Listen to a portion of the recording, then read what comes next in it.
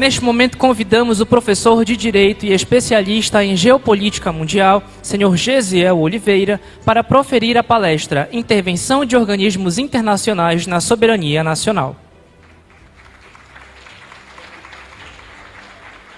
Meu nome é Gesiel Oliveira, sou amapaense da nato, mas há muito tempo venho palestrando sobre esse tema, não só aqui no Amapá, em diversos outros estados.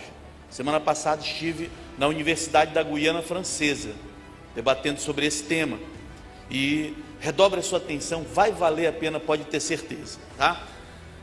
O tema que nos foi proposto é exatamente esse, a intervenção de organismos ambientais internacionais na soberania nacional.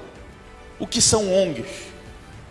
Eu tenho um embate de longas datas com as ONGs. Então, o que está aqui, esses rostos aqui, eu tive de colocar de propósito, porque essa turma não brinca, eles processam mesmo. Então, cada vez que você vê esse símbolo aqui, olha, tá? É a minha dica de que tem por trás aqui um nome que foi ocultado, tá bom? Vamos fazer assim que fica mais fácil e em paz eu me deito sem processos, tá bom? Então vamos adiante. O que são ONGs? São organizações da sociedade civil sem fins lucrativos que atuam em diversas áreas buscando promover mudanças sociais e ambientais, embora muitas realizem trabalhos essenciais, algumas podem carecer de transparência em seus financiamentos e operações. Além disso, há debate sobre sua legitimidade democrática, influência ideológica e potencial influência indevida na interferência da soberania nacional.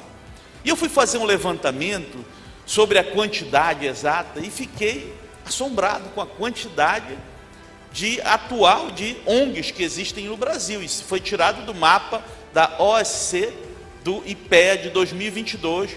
Existem atualmente 867 mil ONGs no Brasil. Observe que desse total, 116 mil atuam na Amazônia e esses números não estão atualizados. Porque a quantidade que atua na Amazônia, intencionalmente, a gente não encontra, não sei por qual razão, mas não tem números oficiais. Estima-se que talvez sejam cerca de 200 mil dessas que atuam aqui na Amazônia. Mas o último número que nós temos de 2016 é 116. Agora, veja só um dado interessante. 867 mil indígenas vivem na Amazônia Legal, ou seja, no mínimo nós temos uma ONG para cada índio aqui na Amazônia. Então, o que atrai todo esse interesse? Eu afirmo para vocês que há interesses ocultos e a gente vai falar um pouquinho sobre isso. O modus operandi das ONGs no mundo. Há um financiamento de um fundo global e elas não estão à toa, elas operam com valores bilionários, tá? Fundos como Rockefeller, George Soros, Open Society, USAID e tantos outros operam investindo num propósito exclusivo. Não pense você que eles vêm para cá para plantar árvores. Não. Não pense você que eles vêm para cá para ajudar o ribeirinho, ou caboclo, ou indígena. Não. Eles não vêm para isso. Eles vêm com um propósito de trabalhar onde? Trabalhar aqui, na cabeça. Trazer informações, muitas dessas duvidosas, e eu vou mostrar para vocês aqui, no mundo todo, o estrago que boa parte dessas ONGs tem feito. A dificuldade de desinformação, inclusive citar o caso aqui do Amapá, o que nós estamos vivendo. Bem, o objetivo, como disse, é influenciar, criar leis e bloquear o desenvolvimento de recursos fósseis, controle geopolítico, dependência econômica, mercado de carbono, venda de novas energias. Gente, lembrem-se que quem financia boa parte dessas ONGs, quem é que está por trás dessa gente? Quem? Os mesmos que produzem petróleo. Eles não querem concorrência. Os mesmos que também estão vendendo essas tais novas energias aqui, que é um mercado bilionário. Vocês entenderam? Então, os mesmos que derrubaram todas as suas florestas por exemplo, lá na Europa. Está o exemplo aqui da Alemanha, que tem financia várias ONGs aqui, porque a gente não pode tocar na Amazônia, não pode de maneira nenhuma. Mas eles derrubaram todas as suas florestas. A gente não pode emitir gás carbônico, mas agora eles estão queimando carvão lá, porque a Rússia cortou o gás. Tem coisa mais poluente do que isso? Mas quer dizer que a regra só vale para a gente. Então, vão guardando alguns pontos, porque o discurso é muito bonito, mas o que acontece por trás das cortinas é horrível. Então, aqui nós temos como consequência aqui na Amazônia, dos 28 milhões de pessoas que vivem aqui na Amazônia, 16 milhões vivem de Bolsa Família, mas da metade vive de Bolsa Família. Então, isso é um pouco da realidade, para vocês entenderem. Guardem sempre isso que eu vou dizer para vocês. Essa turma não está preocupada com o que está acima do solo. Não estão preocupados com o povo, com gente, com árvores. Não, eles sempre estiveram preocupados com o que está abaixo do solo. Então veja, vamos aqui adiante. Eu coloquei aqui, mais alguns exemplos internacionais. Nigéria, a ONG, e aí eu coloquei aqui ocultado, né? Ali também está ocultado. Aqui eu ocultei, mas peraí, parece que pareceu reflexo aqui. Eu acho que não cobri bem aqui. Acho que eu vou levar mais um processo. Mas essa ONG, ela atrasou a exploração no delta do Níger, ignorando benefícios locais e grave situação socioeconômica. Isso lá na Nigéria. No Congo e no Nepal, denúncia de que esta ONG fez parceria com governos autoritários, ignorando violações de direitos humanos em troca de apoio para projetos de conservação. Olha que lindo. O discurso é bonito, mas o que acontece por trás dos panos é horrível. Ação judicial em 2010 nos Estados Unidos, esta ONG aqui foi acusada pela Energy Transfer, está aqui a matéria. Olha, a matéria, dia 20/3, é recente. Por difamação, conspiração, invasão de propriedade, perturbação, privação de acesso à propriedade e um pancadão de outros crimes, manipulando os índios americanos para colocar na linha de frente do combate. Isso não nos lembra algo, né? Então, o modus operandi é sempre muito semelhante. E aqui vai, na Austrália, a ONG foi acusou a mineração de... Eu ocultei também o nome da mineração aqui, mas vocês podem confirmar todos esses dados. É só fazer uma busca no Google.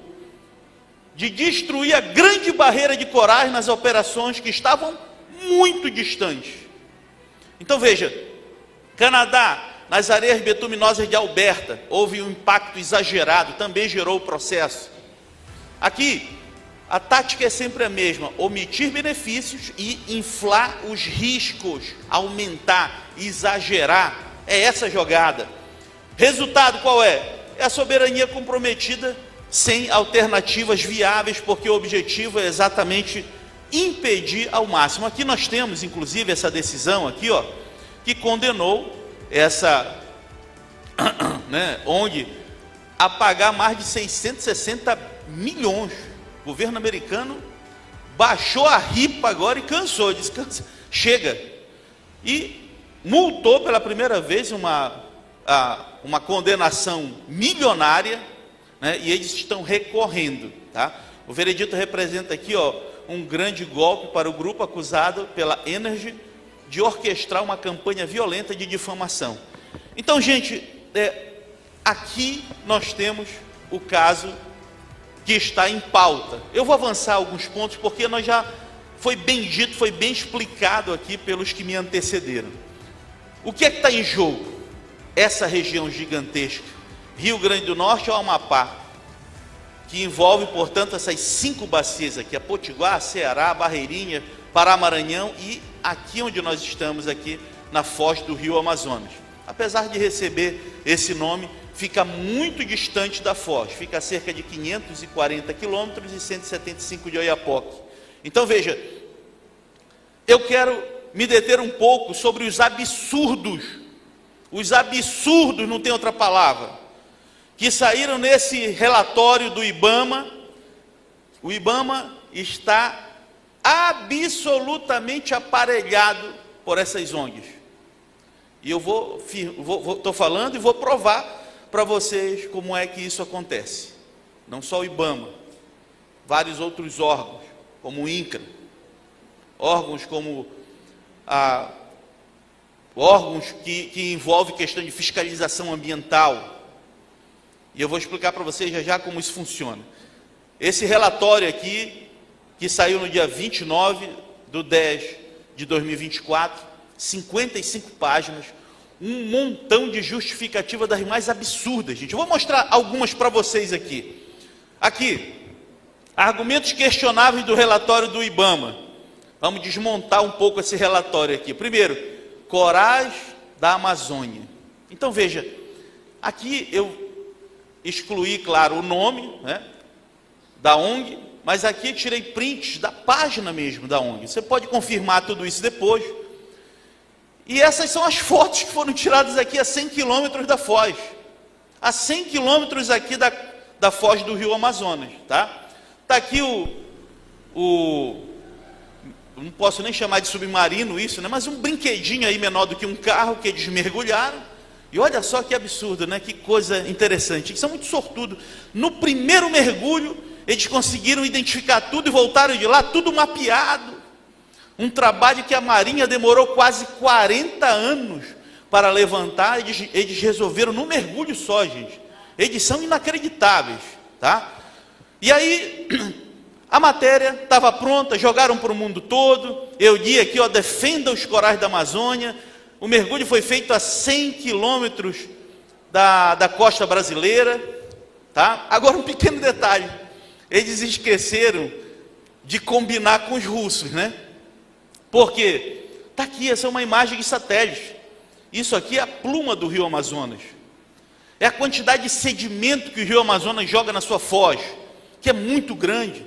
Nós estamos falando do maior rio do mundo. A quantidade de sedimentos vai até, na parte mais larga, 400 quilômetros e na parte mais estreita, 200 quilômetros. Nesse trecho não dá para ver um palmo quando você mergulha. Mas eles mergulharam e tiraram essas fotos aqui, olha, perfeitas. Então, gente, é para dar uma noção de como funciona, como é que eles trabalham. Vamos aqui mais um pouquinho. A questão toda é que existe um órgão chamado de SGB, Serviço Geológico do Brasil, e eles já mapeiam essa área há muito tempo. Tem um professor que vai falar, eu acho que amanhã ou depois, professor Luiz Ercílio, não percam a palestra desse professor. Ele estuda, é o maior especialista, junto com o professor Maamá El Rubrini, aí da UFPA, estudam há mais de 50 anos a foz do rio Amazonas. Escute, isso aqui são fotos que foram tiradas pela Marinha, pela SGB, há anos. E eles sabem, isso aqui foi tirado exatamente nessa área. Esse é o mapa aqui da SGB, da região formada por rochas carbonáticas. O que são rochas carbonáticas? São rochas, não existe vida. Não esqueça que corais ou recifes é uma estrutura viva. Rocha não tem vida. E a malandragem está exatamente aí. Pegar um mapa de uma estrutura rochosa e dizer que ele tem vida. Só que os especialistas, e muita gente que estuda essa área, quando botou o olho no mapa, reconheceu na hora. Eu conheço esse mapa aí. E aí não tem barreira de corais. E muita gente identificou na hora. O próprio professor Luiz Ercílio, no encontro que teve, dias depois do anúncio, foi lá na UFPA, numa reunião, e abriu a boca para o mundo todo, dizendo que não existe não. Isso aí, vá falar de outra área, mas essa área eu já estudo há 50 anos. E o professor Luiz Ercílio foi um dos primeiros que identificou isso aqui.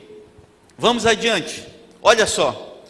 Olha outro ponto aqui. Deixa eu passar aqui para vocês. Aqui, ó. Esse foi o mapa que foi divulgado para o mundo todo, da barreira de corais. Olha um mapa aqui da SGB que representa as rochas carbonáticas. Está vendo? Então, isso é a forma como boa parte desse povo age. E aí, a Total também perdeu a batalha para essas ONGs. A pressão foi muito grande. Na época eles não tinham dados suficientes, mas no relatório da Total, eles já diziam que não foram identificados ecossistemas recifais.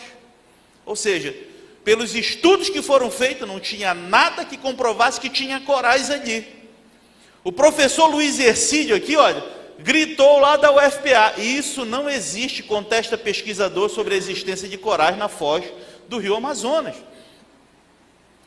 Então veja, além disso, várias outras justificativas vieram nesse relatório, entre as quais o barulho das aeronaves que passam a 13, 14, 15 quilômetros de distância.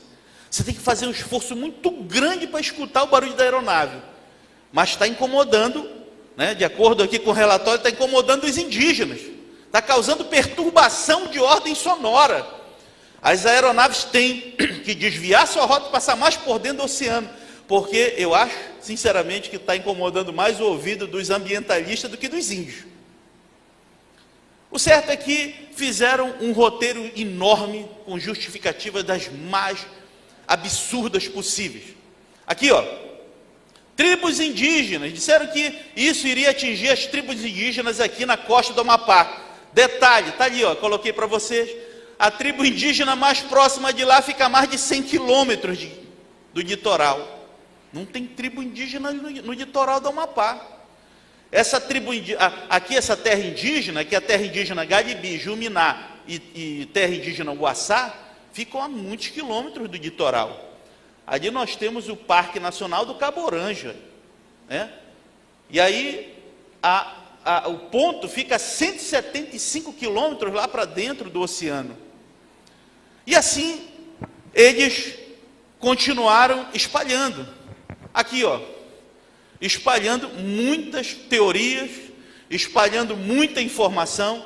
Aqui uma simulação, uma projeção com base no que aconteceria caso houvesse algum vazamento. Aqui, olha, o Amapá, Guiana Francesa, Suriname e Guiana. Caso houvesse algum vazamento, a corrente que passa aqui, olha, é a corrente equatorial. E é a corrente das Guianas. Elas sobem para o norte. Elas vão em direção ao Atlântico Norte. Portanto, a informação de que caso houvesse um vazamento, isso iria adentrar na foz do rio Amazonas, é outra mentira também. Vocês entendem? Já contaram aí nos dedos a quantidade? E a última agora, está bem quentinha essa. Vão criar, a USP criou uma área de conservação marítima. Uma região que vai, olha só que coincidência, né? Vai do Amapá até o Rio Grande do Norte.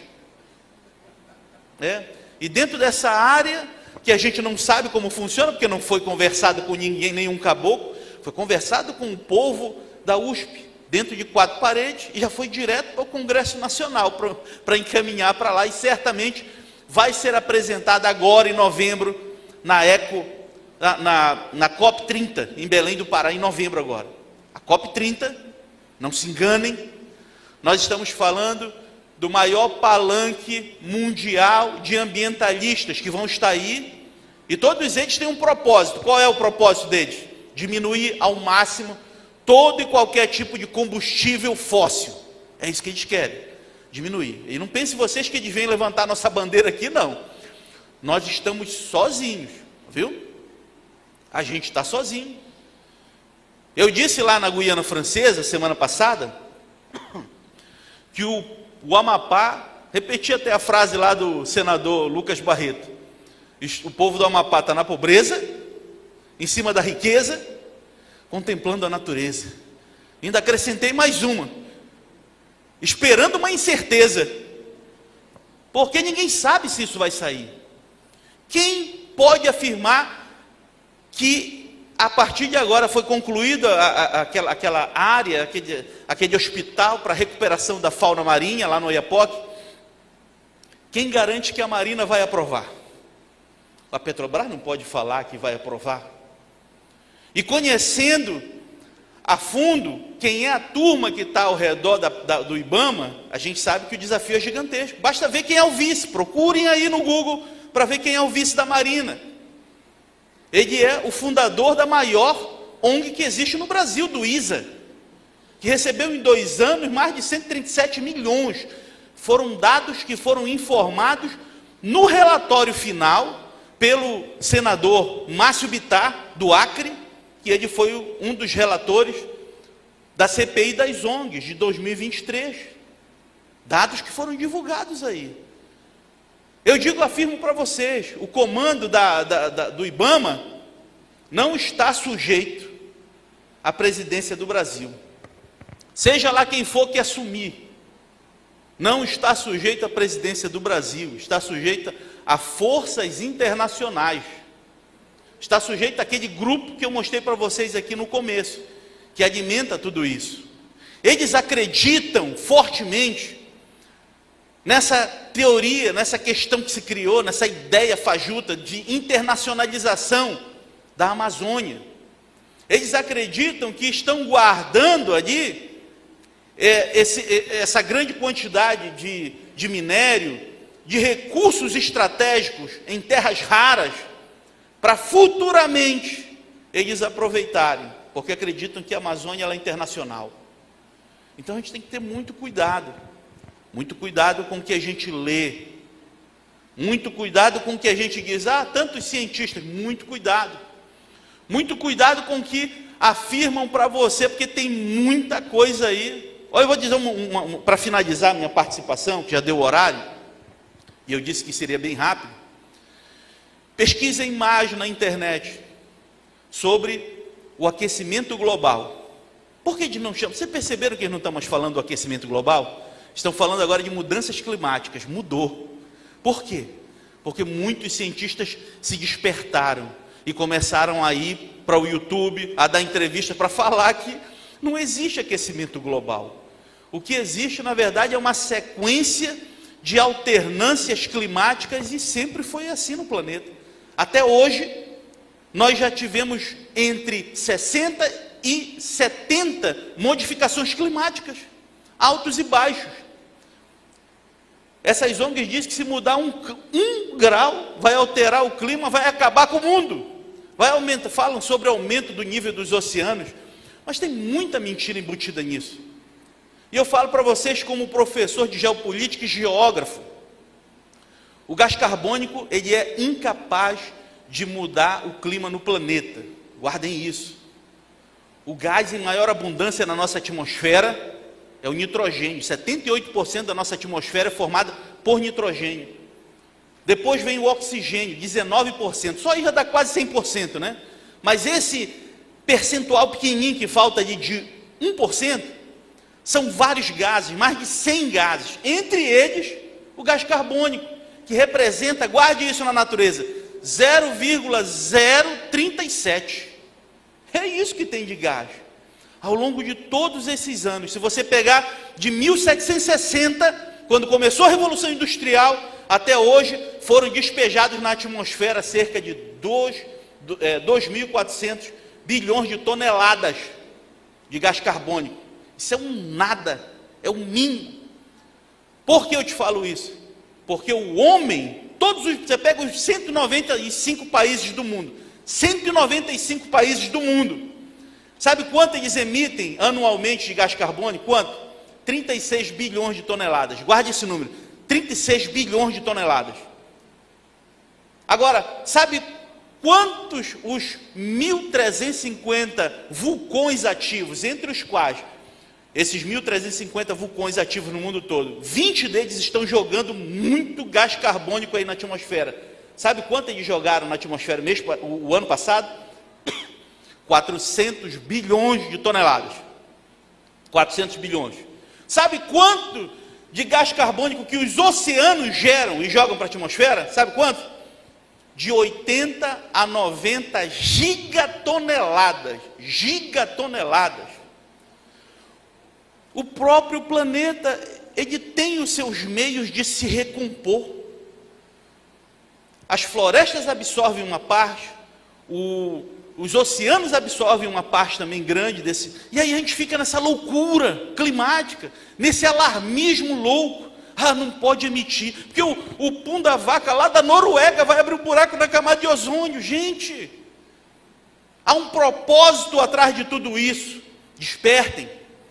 Procurem no YouTube 2 nomes que eu vou dar para vocês. Professor Luiz Carlos Molion, um PhD em climatologia, respeitado em Alagoas, na Universidade Federal, Luiz Carlos Molion, e o Ricardo Felício, da USP, um climatologista muito respeitado, PhD, já estudou em universidades dos Estados Unidos, já durante muito tempo da sua vida trabalhou também na estação de estudos brasileiros lá na Antártida. Os caras conhecem.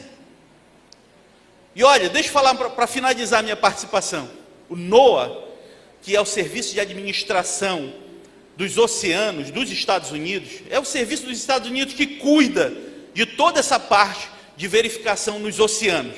Eles têm 3.800 sondas que mergulham a mais de 2.000 metros de profundidade e fazem um mapeamento de lá de baixo até em cima da temperatura dos oceanos em todo o mundo. Ele mostra exatamente o contrário. Nós estamos terminando um período chamado de interglacial e indo para um período glacial. Nós estamos nos 15.000 últimos anos do interglacial, indo para um glacial.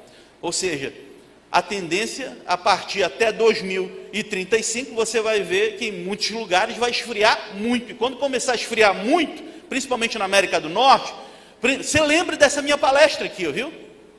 Por quê? Porque o que a gente está vendo, na verdade, é um jogo muito forte de interesse e que, infelizmente, essa turma aí, eles têm um poder midiático gigantesco. Essa turma trabalha com bilhões exatamente para isso, para você acreditar no efeito lá uma das coisas mais absurdas que existe, o efeito estufa. Quem conhece física sabe que é impossível. Aí ele compara com um vidro de um carro fechado que entra, aí volta e fica naquele ping-pong. Isso não existe, gente. Na nossa atmosfera, a quantidade já disse para vocês que existe de carbono, que é 0,037% na atmosfera, e ela fica nas partes mais elevadas, na parte mais fria. Ela é incapaz de aprisionar calor. O calor que é gerado durante o dia é dissipado durante a noite, e assim sempre foi.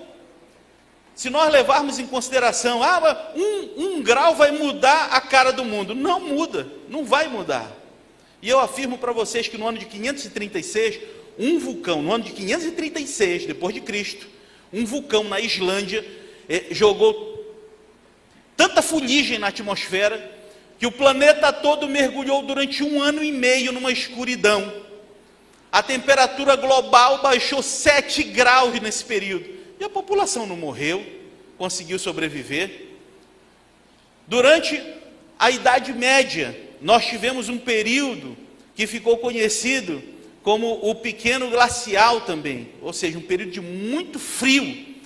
O que muda o clima do planeta? O que é capaz de mudar o clima? Deixa eu dizer para vocês. Primeiro lugar, o Sol, nosso astro-rei. 95% de toda a energia que movimenta tudo na Terra vem do nosso astro-rei. Segundo lugar, os oceanos, eles controlam a climática global. Tá? Terceiro lugar, a posição geográfica e forças cósmicas que estão relacionadas aí, envolve a posição do giro de rotação da Terra. Outros movimentos que vocês não conhecem, como a precessão de equinócios, como o movimento de nutação, e vários outros movimentos que aproximam ou distanciam mais do Sol, e que aproximam ou distanciam mais do núcleo da nossa galáxia, e isso exerce também, isso faz com que o nosso clima em determinadas áreas mude. Há intercorrências também, como é o caso das frentes polares. As frentes polares. Então não tem como prever, gente. Nós estamos falando que o homem é incapaz de mudar o planeta. Vamos para a escala, para me finalizar. Escala. milhões de quilômetros quadrados tem o mundo? O mundo todo, o nosso planeta, tem 510 milhões de quilômetros quadrados. Esse é o tamanho do nosso mundo. Qual é o tamanho da Amazônia? 5,5 milhões de quilômetros quadrados. Isso dá quanto do mundo todo? A Amazônia toda dá quanto do mundo? Quanto? 1%. 1%. Mesmo que a Amazônia queimasse toda, ela seria incapaz de mudar os outros 99%. Escute, guarde mais. O tamanho da Amazônia, ela equivale ao tamanho dos 28 países da Europa Ocidental. Dá para colocar tudo dentro da Amazônia. Veja aí, 28 países. Se você pegar só o estado de São Paulo, a nossa população mundial é de quantos hoje? 8 bilhões. Você colocar 4 pessoas a cada metro quadrado, eu não vou nem pegar o tamanho do estado de São Paulo, o município de São Paulo, procure lá no Google, é 1.501 quilômetros quadrados. Esse é o tamanho do município, da cidade de São Paulo. 1.501 quilômetros quadrados. Toda a população do planeta daria para colocar um no lado do outro e ainda sobraria espaço, num ponto que nem dá para você enxergar da Lua. Então, em termos de escala, o homem por si só não consegue mudar forças cósmicas. Nós estamos sujeitos à força gravitacional, seja do núcleo da nossa galáxia, seja do Sol, seja do Júpiter também, que é um verdadeiro paredão que serve para impedir que o nosso planeta, deve muito a Júpiter, porque senão nós já teríamos até deixado de existir há milhões de anos. A quantidade imensa do cinturão de meteoritos que existe naquela região já teria nos atingido há muito tempo. E antes de nos atingir, atinge primeiro Júpiter. Então, eu estou falando de forças gigantescas, colossais. São essas forças que definem a mudança do clima ou não. Nós tivemos mudanças, se você for considerar, por exemplo, toda a mudança ao longo dos milhões de anos, você vai ver que a Terra já mudou, inclusive com variações de temperatura que ultrapassaram 10 graus. 10 graus. Estou falando com o homem já, na existência do homem. E mesmo assim, não foi possível acabar. Outra coisa, durante o período, houve um excesso gigantesco, durante o início da Idade Média, de gás carbônico que foi liberado na atmosfera por causa da atuação de muitos vulcões. O Krakatoa, em 1883, despejou na atmosfera uma quantidade absurda de gás carbônico que a humanidade toda não geraria em 100 anos. Um vulcão só jogou. E isso foi possível? Isso mudou o clima do planeta? Não mudou, gente. Então, cuidado com o que eles estão vendendo. Há interesses geopolíticos, há interesses muito grandes por trás, que estão sempre com um propósito de ganhar, de vender, de alienar. Não esqueça isso. Tá? Eu quero finalizar a minha participação aqui agradecendo a OAB, e eu peço uma salva de palmas para o nosso presidente Israel, para o doutor Frank, que está ali, presidente da Comissão do Petróleo, para o doutor Tony, que está ali, representante também, presidente da Comissão do Meio Ambiente, a todos os acadêmicos que estão aqui. Levanta a mão aí, os acadêmicos que vieram. Vocês são o futuro, ouviu, desse Amapá. O Amapá merece o que tem de melhor. Se o povo compreendesse a riqueza que tem aqui na costa, estaria aqui em peso. Se o povo entendesse que o que nós temos aí na costa é quase 4 vezes o que tem lá em Dubai, ele estaria aqui para discutir. Às vezes as pessoas querem fazer comparações que não dá com Serra do Navio. Serra do Navio, se você pegar os 50 anos, não chegou a investir 5 bilhões. Só o investimento inicial que vai ser feito pela Petrobras é de 5 bilhões aí. Estima-se que nos próximos 5 anos, em toda essa região da margem equatorial, 300 mil empregos serão gerados, dos quais 60 mil só aqui no Amapá, gente. Você tem noção do que é isso? Nós estamos hoje, em termos socioeconômicos, onde? Aqui embaixo, na rabeira, nós somos o último. A gente vai sair daqui para vir primeiro, gente. Vocês entendem o que significa isso? O Amapá, em média, aí, de 3 ou 4 anos, vai dobrar o seu PIB só em royalties. Isso é um investimento gigantesco. E o que eu estou falando aqui é para que cada um multiplique, leve adiante. Vamos acreditar nesse sonho. Nós somos amapaenses. A gente já está cansado de ver essa balela, essa cantilena desses ambientalistas aí. Chega, já deu. O que é nosso, a gente tem que explorar, tem que aproveitar a bem do nosso povo. Porque quem olha de cima só vê a copa das árvores, mas aqui embaixo tem um povo que está sofrendo, que inclusive está desistindo do Amapá e está indo embora para o sul. Mas eles vão voltar. Eles vão voltar. E eu quero finalizar aqui, como pastor também que sou, desejando a bênção para o nosso estado. E deixando o que está escrito lá em Isaías, no capítulo 40, 31. Mas os que esperam no Senhor renovarão as suas forças, subirão com asas como águia, correrão e não se cansarão, caminharão e não se fadigarão. O Amapá é uma terra abençoada e ninguém vai tirar isso de nós, viu? Essa riqueza que está aí é para o povo do Amapá. E eu quero aqui deixar uma frase de um escritor francês, Victor Hugo: nenhuma força na terra pode impedir uma ideia cuja hora chegou. E a nossa hora chegou. Um abraço a todos, gente. Até a próxima.